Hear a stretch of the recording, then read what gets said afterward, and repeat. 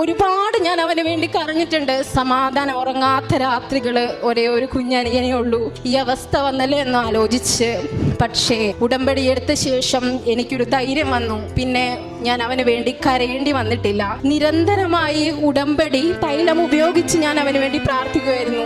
ഞാൻ കോയമ്പത്തൂരിലാണ്. അതുപോലെ തന്നെ അപ്പോൾ എനിക്ക് അവൻ കുറച്ച് നാൾ എൻ്റെ അടുത്ത് വന്ന് നിൽക്കും, പിന്നെ ഞാൻ വീട്ടിൽ വരും. അങ്ങനെ ഒരു സിറ്റുവേഷനിലായിരുന്നു. അപ്പോൾ അവന് വേണ്ടി ഉടമ്പടി തൈലം ഉപയോഗിക്കാൻ വേണ്ടി അമ്മ വന്നും ഉടമ്പടി എടുത്തായിരുന്നു. അങ്ങനെ ഈ ഒരു വർഷക്കാലം മുഴുവനും ഉടമ്പടി തൈലം തൊട്ട് ശക്തമായി ഈശോയോടും മാതാവിനോടും കരഞ്ഞു പ്രാർത്ഥിച്ചതിന്റെ ഫലം ലഭിച്ചു.